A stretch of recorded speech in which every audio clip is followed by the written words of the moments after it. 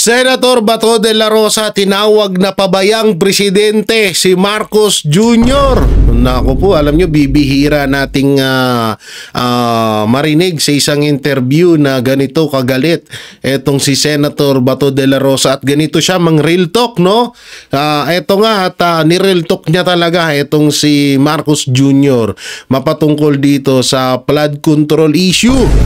At sinama niya na rin dito ho yung mapatungkol ho sa naging hidwaan or parang alitan ng mga senador at eto nga ni Tito Soto at ni etong ni Senator Bato de la Rosa. Excuse me.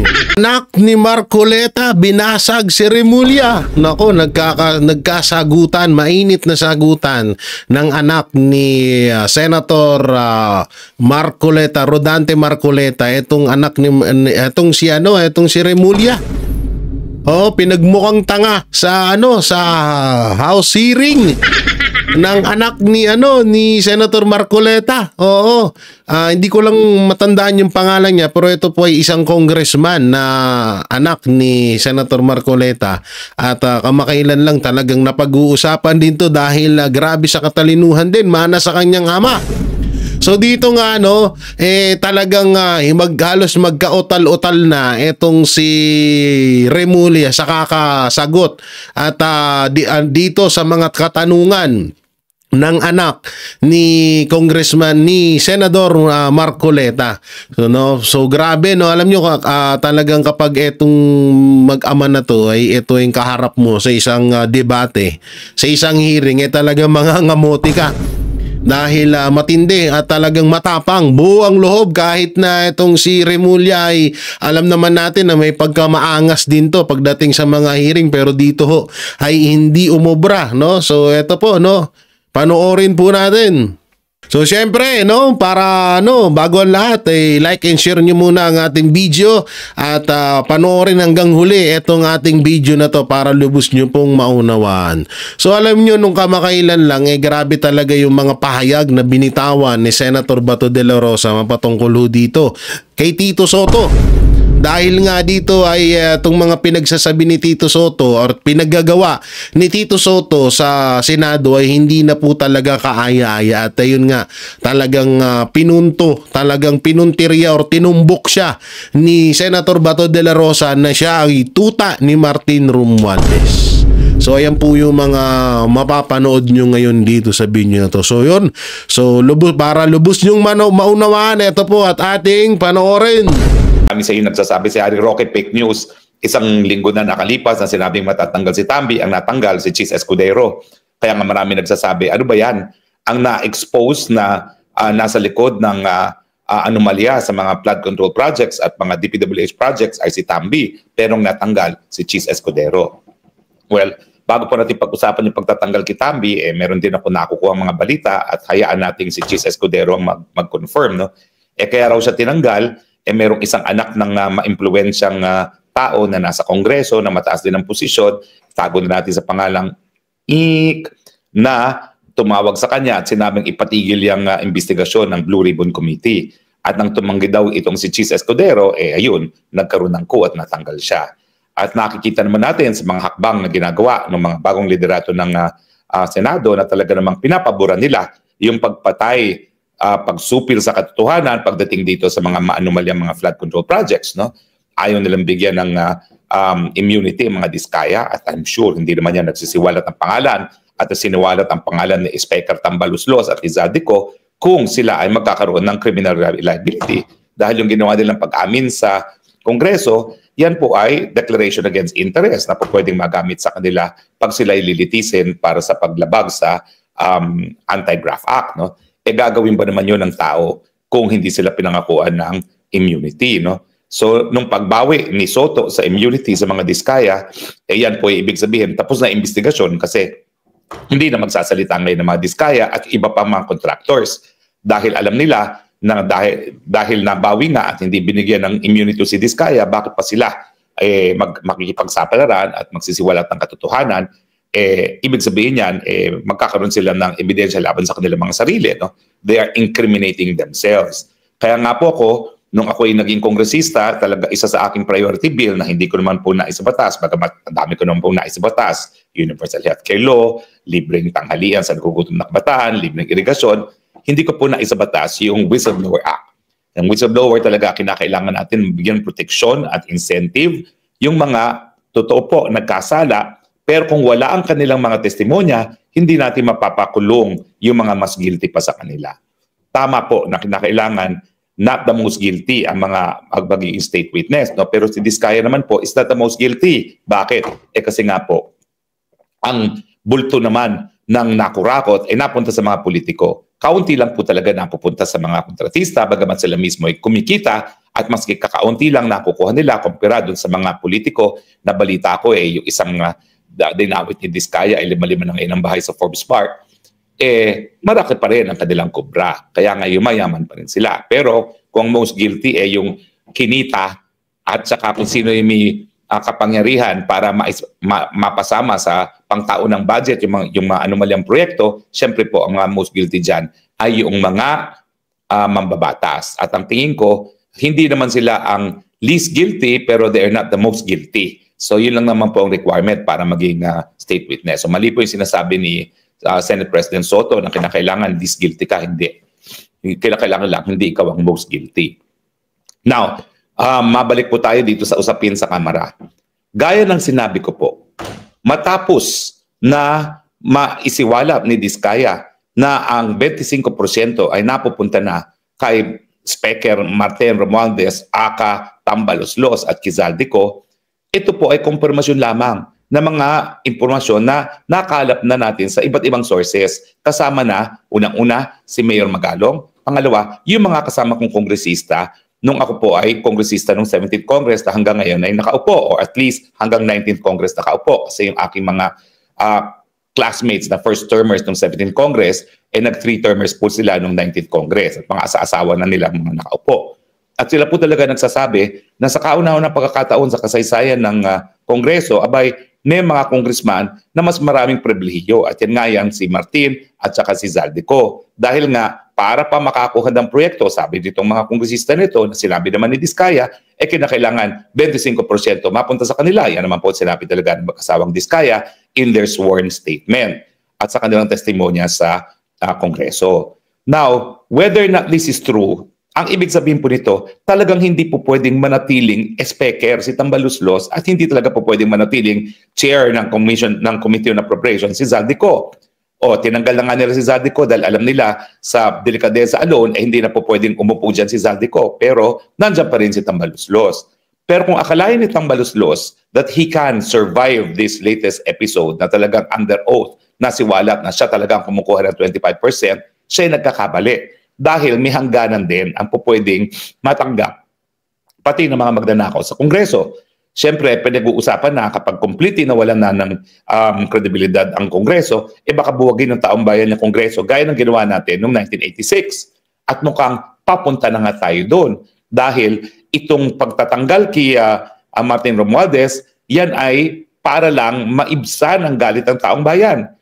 Unang-una, umiiwas at dumidistansya itong si Marcos Jr. dito sa mga kurakot na ito. Siya naman ang dahilan kaya nangyayari itong mga kababalaghan na ito. Siya ang pumili kay Tambaloslos, bigla yung speaker. Siya ang sumuporta na gawing chairman ng Committee on Appropriations si Zaldico kasi nga sandang muka lang binigay na donasyon ng eleksyon. At siya rin ang hindi nag-veto ng mga insertions na pinanggalingan ng mga anomalya. O, di ba, siya mismo ang responsable. Pero siyempre, dahil ayaw niya na mag-people power na maging dahilan para siya mismo ay matsugi sa pwesto, umiiwas siya at dumidistansya kay Speaker. And the least that could be done is tanggalin talaga si Tambaloslos. Now, may mga sasabi, well, parang may hawak si Tambaloslos laban sa mag-asawang Marcos, kaya hindi matanggal-tanggal. Posible po yun. Pero dumating na tayo sa punto na either tanggalin si Martin Romualdez or matatanggal talaga si Marcos. Dahil pag hindi tinanggal si Marcos, 100% certain na yung people power. Ang tanong, pag tinanggal si Martin Romualdez, maibsan ba ang galit ng taong bayan? Tingin ko hindi na po. Too late na hero na. At ngayon, alam ng taong bayan na kaya ganito lantaran ng korupsyon dahil lahat ay sumusunod lamang sa ehemplo ng Pangulo. na nanggaling sa, according to the Guinness Book of World Records, isa sa pinakakurakot na liderato sa buong daigdig, na sa top 5, number 3 siya, kung hindi po ako nagkakamali. Pero nasa top 5 sila as being the most corrupt family politician on earth. So kaya naman ang sinasabi ko, dahil lahat tayo nabudol na akala natin lilinisin ang imahe ng kanyang pamilya nung siya'y binigyan natin ng panibagong mandato, coupled with the fact na talaga namang nabutol itong si VP Sara ni Amy Marcos para tanggapin ang posisyon ng Vice President dahil lang kaya siya nanalo, akala natin magbabago ang patakaran sa ilalim ng Marcos Jr. Hindi pala, mas malala pa. Dati-rati kasi hindi natatakot kay Marcos Sr. Ngayon, mukhang itong si Tambaluslos, pati si Zaldico, walang katakot-takot kay Pangulo. Kaya ang akala nila, wala nang hangganan ang pwede nilang gawin. Kumakalat ng balita na bagamat hekta-hektarya na yung tinitirang bahay ni Martin Romualdez at ako po'y nakarating dyan. Nung kami po estudyante sa UP College of Law, pareho kami nag-aral sa Amerika nung college, bagamat ako, mas marami akong kaibigan kasi nag 1 year and a half naman ako sa UP bago ako nag-Amerika.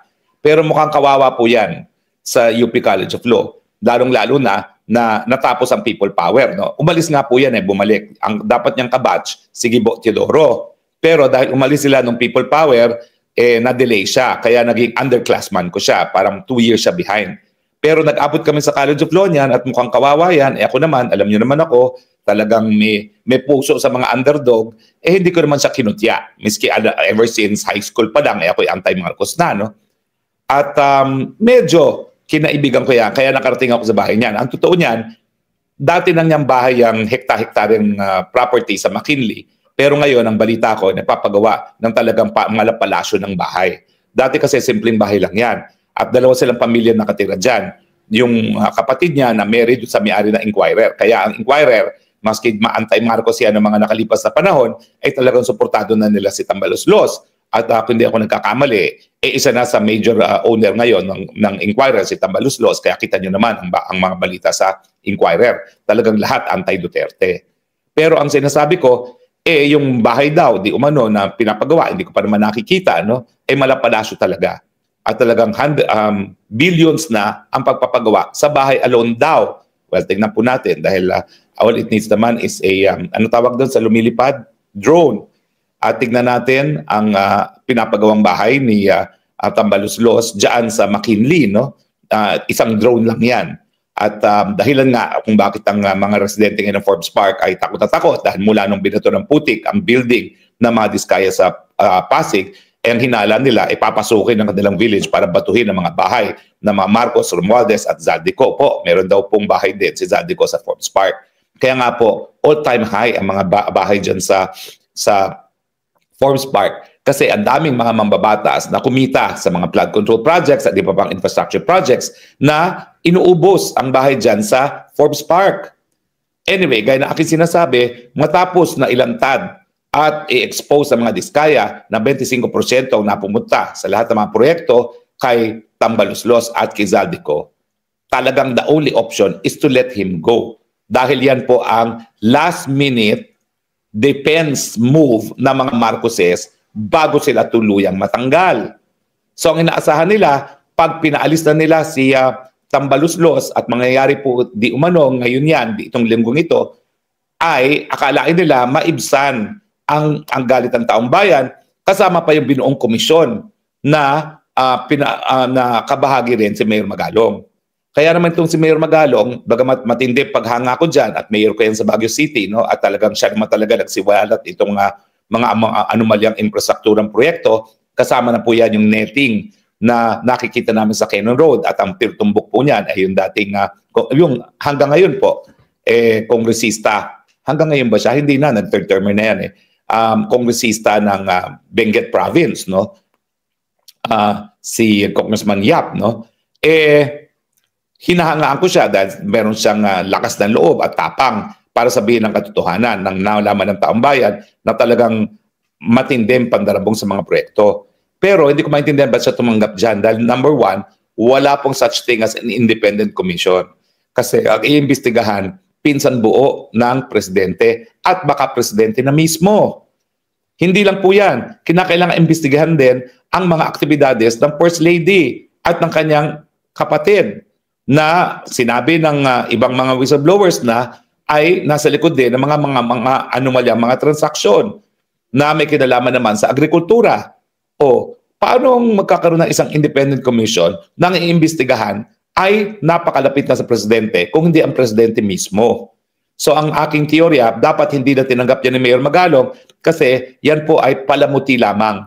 Siya ay gagawin lamang deodorizer ng gobyernong ito para maibsan nga ang galit ng taong bayan. So unang-una, tatanggalin si Tambi para maibsan ang galit. Pangalawa, meron daw independent commission kuno na magsasabi na merong ilang mga kontratista at mga politiko ang dapat kasuhan.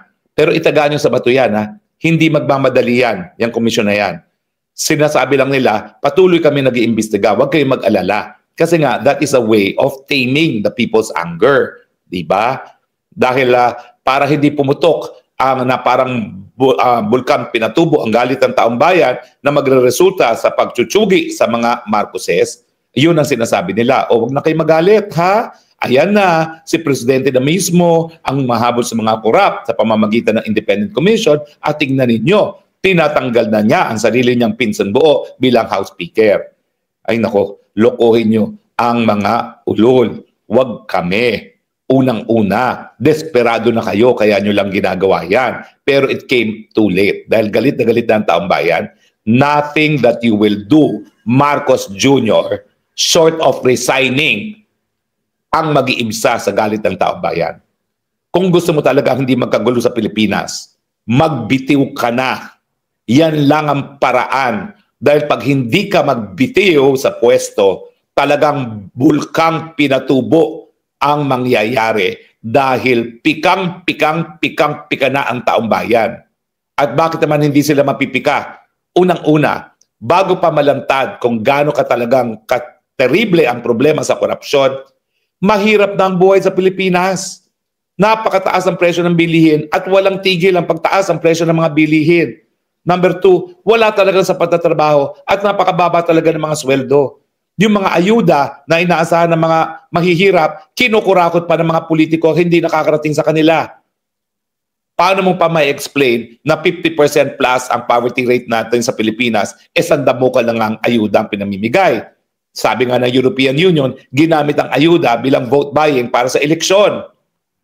Kaya meron na tayong social volcano, mas matindi pa sa pinatubo ang sasabog. At ang aking prediction, sasabog yan sa 21 ng Setyembre. Dahil sa tingin ko, sa kaunang-unahang pagkakataon, isinantabi ng lahat ang kanilang kulay at sila'y magsasama-sama na sisigaw, tama na, sobra na ang korupsyon. At bagamat ang mga Marcos at mga Dilaw, ilan sa kanila ay nakipagsabwatan na kay Marcos at nagagalit kapag isinigaw na Marcos resign, mananaig pa rin sa Setyembre 21 ang panawagan na Marcos resign. Otherwise, magbibigay sila ng lakas ng loob sa ating militar na gawin na ang kanilang katungkulan bilang tagapagprotekta ng mamamayang Pilipino. Too late, Mr. President. Kung gusto mong mapayapa na magkaroon ng pagbabago, voluntarily resign. That way, baka mapatawad ka pa ng taong bayan. Dahil binigyan na kayo ng pagkakataon noong una eh. Noong 1986, walang kahit sinong nakulong sa inyo. Kumbaga, ang sabi na lang ng mga Pilipino, anyway, kalimutan na natin yung napaka-dilim na yugto ng ating kasaysayan and let us move on. And we did. Except that, humingi ka ng pangalawang pagkakataon, binigyan ka, and you blew it. Kaya ngayon, baka hindi na kasing bait ang Pilipino pag ikaw ay linabanan pa ang kagustuhan ng marami na tama na, sobra na, magbitiw ka na. Hindi na po kayo mapapatawad. Ang aking dasal, makulong lang po sana kayo. Pero ang mga pangyayari sa Nepal at sa Indonesia, iba po ang galit ng sambayanan ngayon sa korupsyon. Kaya baka hindi lang po madaan yan sa pagkakakulong bilang parusa. Huwag naman po sana dahil ako'y Kristiyano, ayaw kong mangyari yan. Ang nais ko pa rin, mapayapang mga pamamaraan sa pagbabago ng gobyerno. Kaya ako nananawagan sa lahat. Iparinig po natin ang galit natin. Lakasan po natin ang ating boses. Pero sana po, huwag niyong kakalimutan, tayo Kristiyano. At ang proseso ng pagbabago dapat sa mga mapapayapang mga pamamaraan, otherwise wala tayong pagkakaiba doon sa teroristang CPP-NPA na gumagamit ng dahas. Sinasabi nga natin, mali ang gawaing CPP-NPA dahil bawal pumatay ng kapwa Pilipino. At yung sundalo na gagamitin ni Marcos para siya manatili sa pwesto para pasupilin ang karapatan ng mamamayang Pilipino sa malayang pananalita, yan po ay galing din sa hanay ng mga mahihirap. Kaya aking pakiusap, panawagan, magalit po tayo, ipakita po natin ang galit, pero gawin po natin yan sa mapapayapang mga pamamaraan para tayo po ay hindi magaya sa teroristang CPP-NPA na napaka-aktibo rin dito sa Dahig. Yung kanilang mga galamay. So, mga kababayan, I told you so. Na-late lang ako ng 1 week. Pero dahil nga, kinakailangan nilang isalba ang kanilang mga sarili at manatili sa pwesto, syempre, sisipain nila si Martin Romualdez. Sa kanilang akalain na pag sinipa si Martin, maibsan ang galit. Hindi po eh. Dahil kita nyo, lalong nagalit ang taong bayan nung ang Malacanang ay naghimasok at gumawa ng paraan para mapalitan ng liderato ng Senado. Galit po ang mamamayan na hindi nabigyan ng immunity si Diskaya. Galit po ang mamamayan na itong si Bryce ay nakuha ni Martin Romualdez dahil ang sabi ni Bryce, hindi raw siya makakalabas ng buhay sa Senado dahil isisiwalat daw niya yung mga ibang senador na alam naman natin ay kabahagi ng demolition job kasi nga sa Senado lumabas ang katotohanan na si Martin Romualdez at Zaldico ang di umano ay kumukuha ng 25% na kickback sa mga maanumalyang mga proyekto sa DPWH. So, I was one week late, pero tama po ang basa ko. Social volcano po ang mangyayari. At kung puputok nga yung bulkan na pinatubo, yan po ay mangyayari sa 21 na Setyembre dahil nagsama-sama na po ang sambayan ng Pilipino, isinintabi ang kanilang mga kulay at least sa issue ng korupsyon, isang sigaw. Tama na, sobra na. Po sa mga opisyalis po ng DOJ. Mr. Secretary, nung nakarang linggo po ako po ay nagtanong sa inyong nakababatang kapatid ng isang katanungan. Ngunit ito po ay hindi niya nasagot. Baka sakaling kayo pong makasagot sa pagkakataong ito. Tinanong ko po sa kanya kung magkano po ang nagugol sa pagdakip at pagpapadala sa ating dating Pangulo mula dito sa Pilipinas papuntang Dahig. Hindi ko kayang sagutin yan. Unang-una, sa nangyari yan, aking pong contact dito ay through telephone. Ako po ay nasa Vienna nung panahon na yon at pinupunta, ang aming pong pakay noon ay pumunta sa United Nations Office of Drugs and Crime. Ay nasa Vienna po ako nung panahon na yon. Kaya hindi ko nakita yung dami ng pulis. Hindi ko nasundan, subaybayan yung mga resources po na ginamit upang madala po yung dating Pangulo sa Dahig. Pero ngunit masasabi ko, wala hong nasaktan, wala hong nabawian ng buhay, at maayos po siyang nakarating sa Hague na wala hong incident. Kaya kahit paano, pasalamat po tayo na hindi na po, wala na hong na-disgrasya sa pagkakataong iyan. Opo, so sino pong nag-order na dalhin po siya doon kung kayo po ay nasa ibang bansa? Ano yan, halos 10 oras po akong nakikipag-usap by telephone mula po sa oras ng Europa papunta po rito sapagkat yung legal basis po ay pinag-aaralan at kiniklear nila sa akin. Kaya ako po nagbigay ng legal basis under Republic Act 9851, Section 17, and other sections of the International Humanitarian Law. Ngunit di po ba sinabi, paulit-ulit na sinabi ng ating Pangulo na tayo po ay nag-withdraw na sa Rome Statute, tayo po, the ICC has no jurisdiction over us at I will not lift a finger in the investigation of any crimes regarding ICC.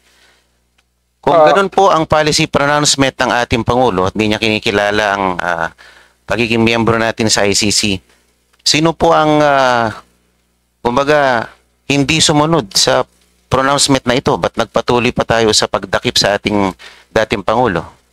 Ang problema ho kasi dito, nung nag-withdraw po tayo sa ICC sa wrong statute, hindi na ho tayo miyembro.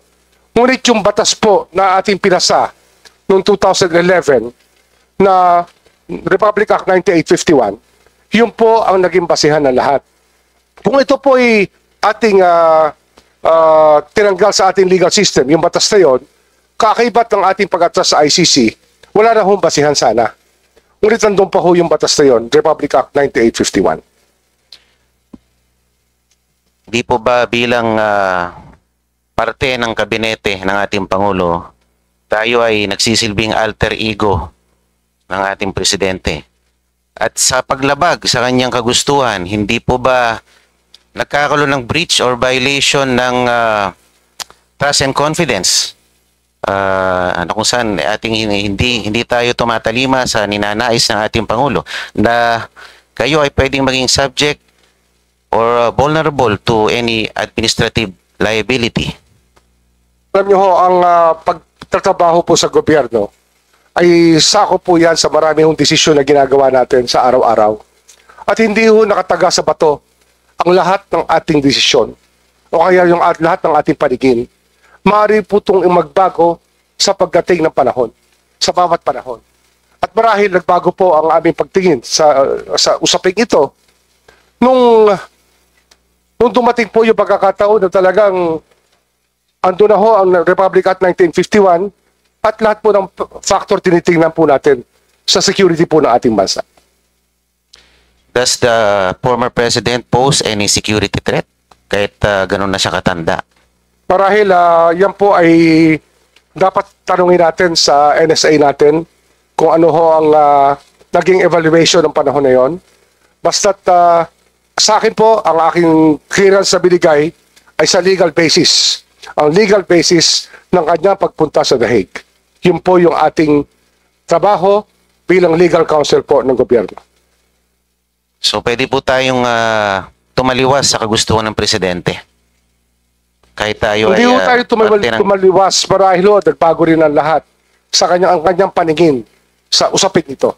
Hindi ho tayo, sabi ko nga kanina, hindi ho nakataga sa bato ang lahat ng ating paningin ng panghabang buhay. Minsan nagbabago po. Yun po yung ating pagtingin dito. Ayan po. Yun po kasing mga pangyayaring ito nung dinakip ang ating dating Pangulo, it poses some questions that need to be answered.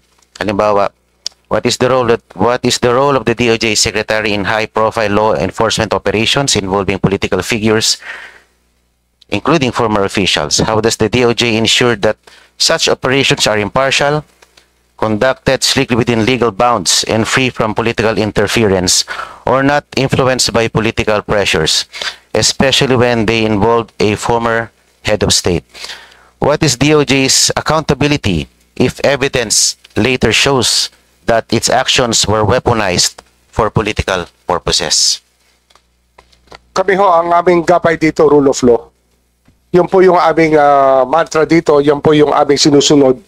At yun po ang dahilan kung ba't meron po tayong Department of Justice, rule of law po, para humaayos ang lipunan natin at tahimik po. Thank you. My last question po, Mr. Chair. Sa presentation niyo po, nakalagay dito, there's a 100% completion rate ng mga applications for witness coverage dun po sa Witness Protection Program. 100% in 2024 and for the first semester of 2025, 100%. Ngayon pa lang po yata kayo magkakaroon ng 99% dahil parang hindi nyo tatanggapin ang mag-asawang diskaya sa Witness Protection Program. Ano po kaya ang magiging dahilan natin kung bakit hindi natin sila tatanggapin? Sila po ba'y nakausap na natin? Sabi po ninyo, you will conduct a diligent, a thorough interview of the couple and you will assess their statement. Nagawa na po ba natin ito? Hindi pa ho. hindi pa tayo umaabot sa bandang yon sapagkat mainit po ang naging talakayan sa Senado, mainit po ang nagiging exchange ng mga pananaw. Wala ho kami sinasaradong pinto. Ang mahalaga lang, may proseso po tayo susundin para ma-evaluate po ang testigo. Ang mahalaga po, nagsasabi ng totoo at talagang kailangan ng testimonyang yon para yung buong katotohanan, para maabot po natin lahat ng dapat natin maabot sa pagbungkal po ng kaso upang maparusahan po yung dapat parusahan. Opo. If you will, have you gone over the sworn statement of the couple, Mr. Secretary? Mr. Chair? Wala pa ho akong kopya. I have not been provided with a copy of that nor any letters. Wala ho ako nakukuha pa. Everything was in a phone conversation.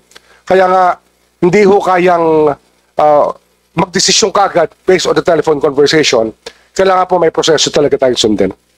Opo, kasi kung, if I may appraise the Secretary, marami po siyang binanggit ng mga personalidad doon at mukhang detalyado. Baka naman ito ay magkaroon ng konting merito dahil hindi naman po ito basta-basta lamang. Ito ay sinumpang salaysay na pwede naman natin pag-aralan at lalo ating suriin kung talagang meron pong katotohanan dito. Totoo po yan. Susuruin po natin yan. Ngunit marami rin po tayo itatanong na mahalaga para maging kompleto po ang kasaysayan ng lahat. Kasi kung sila po ay 15 taon na nangongontrata at ay kikwento nila ay 3 taon lang, marahil kulang po yon. Kailangan po malaman natin yung buong kasaysayan ng kanilang pangongontrata at kung ano ang kanilang dinaanang patakaran at yung mga sinasabi nilang obligasyon. 15 taon dapat mapag-aralan po natin lahat yan at sabihin nila sa atin kung ano talaga ang naganap sa mga panahon na sila yung nangongontrata mula 2007 hanggang 2025. Hindi lang po 3 taon, ngunit yung buong kasaysayan po ang ating gustong makita. Para ma-solve po natin itong problemang ito na bumabagabag sa ating bansa ngayon.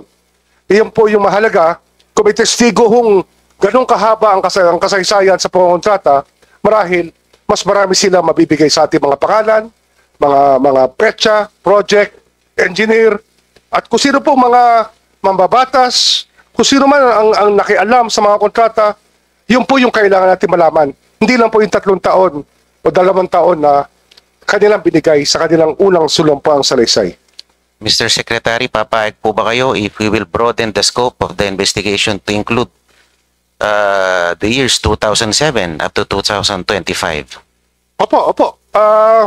Kailangan po talaga we get to the bottom of this kasi yung bansa po natin ang nakasalalay dito. Ang bigat na ho ng saloobin ng Pilipino. Kailangan po malaman nila yung kasaysayan nito.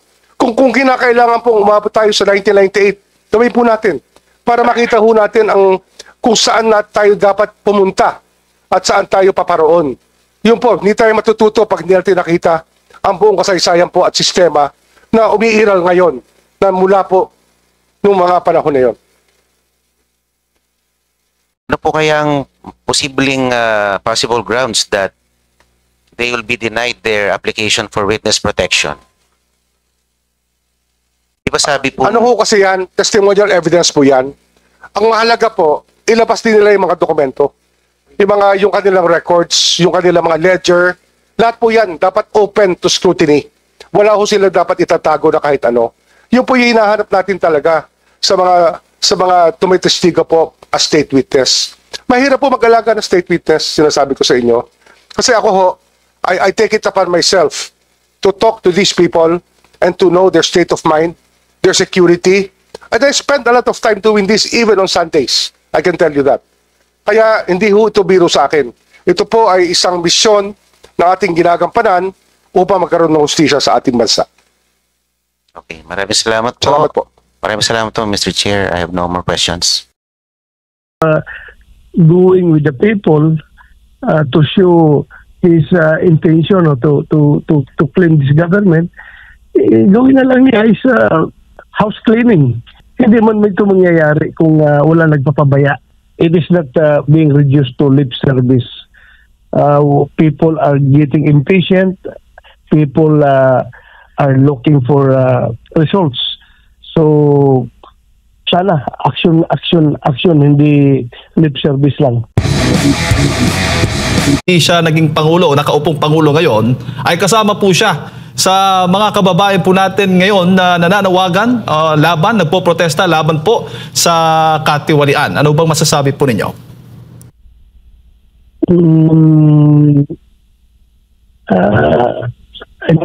Maganda or hindi maganda dahil ibig ba niya sabihin na siya mismo magpo-protesta laban sa kanyang gobyerno. So hindi ko masyado masiguro kung maganda ba yan o hindi maganda.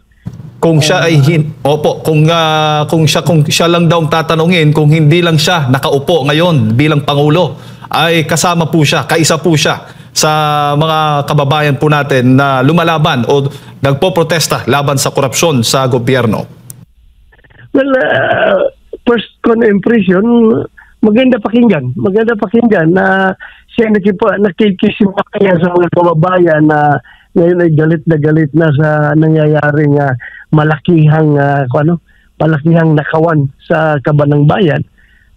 Maganda pakinggan na siya ay nakikiisa, pero on the other hand, kanino ba nagre-revolt nagkuha ng mga tao? Kanino ba nagagalit ang tao? Kundi ba sa kanyang gobyerno? So siya mismo magprotesta laban sa kanyang gobyerno. I think instead of going with the people to show his intention to claim this government, gawin na lang niya is yung house cleaning. Hindi man ito mangyayari kung wala nagpapabaya. Granting sabihin natin na hindi siya sangkot, hindi siya kasama dito, pero still, command responsibility, the buck stops at the chief executive. Opo. So dapat aksyonan niya ito at hindi lang yung pasama-sama lang, yung intention lang na gustong sumama sa rally. Opo, para nga tugunan itong katiwalian, lalo na itong manumalyang flood control project, Senator, ay itinatagpo ng Pangulo itong isang independent commission on infrastructure para nga po ay maimbestigahan na itong katiwalian sa mga proyekto po ng flood control. Ano naman po ang masasabi po ninyo dito? I wish the ICI good luck. I wish them well. Sana magtagumpay sila sa kanilang layunin na mapapanagot ang mga involved dito sa malawakang korupsyon. Opo. Pero succeed sila sa kanilang layunin. Tayo naman lahat ay gustong maimbestigahan at mapapanagot yung mga sangkot dito. So, I wish them good luck. Opo. Kahit nga po ang Speaker of the House na si Martin Romualdez at ang mga kaalyado nito ay hindi ligtas rin daw, sabi ng Pangulong Bongbong Marcos Jr. sa magiging investigasyon ng independent commission na ito patungkol nga po dito sa flood control anomalies. Yeah, I hope it does not it is not being reduced to lip service. People are getting impatient. People are looking for results. So sana action, hindi lip service lang. Opo, pinangalanan din po ng Palasyo kamakailan yung mga bubuo nitong Independent Commission, Senator, na pinangungunahan nga nina dating DPWH Secretary Rogelio Singson at SGB Country Managing Partner Rosana Fajardo bilang mga commissioner sa binuong Independent Commission for Infrastructure. Itinalaga din bilang Special Advisor nitong ICI si Baguio City Mayor Benjamin Magalong at investigator ng commission. Anong masasabi po ninyo? Well, yung yung mga membro, no, I have no personal acquaintance or personal knowledge about their background, their work ethics. Hindi ko po alam. Pero ako nasayangan lang kasi si Mayor Magalong ay ginawa lamang na advisor instead of being the chairman supposed to be sa yung commission na yan. So I know mayroong mga legal or whatever issues na sangkot na involved dito, kaya siguro hindi siya ginawang membro, chairman or kahit membro man lang. Pero ginawa lang siyang advisor. Maganda sana kung siya nag-chairman dito para makita talaga kung sa Bisaya pa makita ang katag. Makita ang katag kung siya ang ginawang chairman. Sayang, pero sa personal, I know the person of General Magalong, Mayor Magalong. As far as integrity is concerned, kilala ko yung tao na yan. Opo. Pero para po sa inyo, Senator, papaano ho ba mas mabibigyan ng pangil itong independent commission po para sa inyo?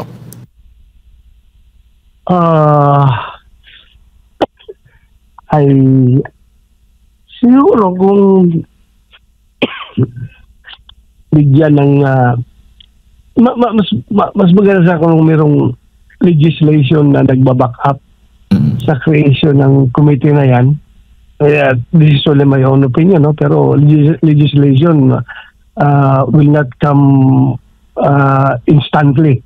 Kailangan niya ng panahon para paggawa ng legislation. So kailangan ito na immediate action. So okay na lang rin na ito via executive action, not via legislation. So maganda na rin para mabilis na makakilos yan yung commission na yan.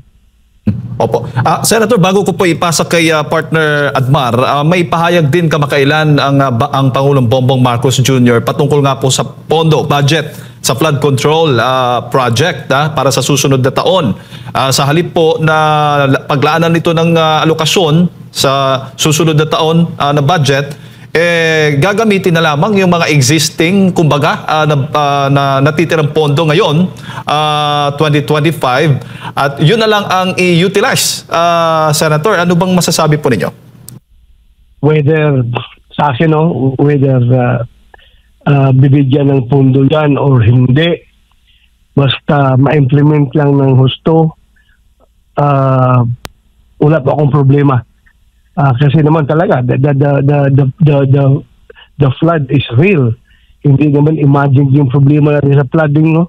Kailangan rin talaga ng mitigation action o mitigating actions para diyan sa baha. So I think with the current situation na kung saan nagkakaroon na ng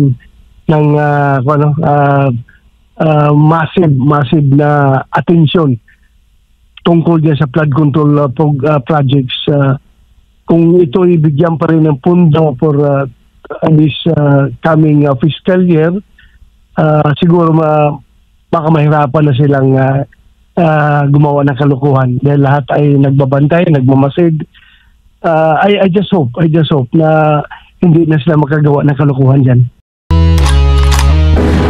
Yan ang Panatero, walang inuurungan. Pag tama palakpakan, pag mali ay babanatan. Yan ang Panateros, boses ng ordinaryong Pilipino. Panateros ay walang makakaawan. Walang inuurungan, Panateros ay tinutulungan.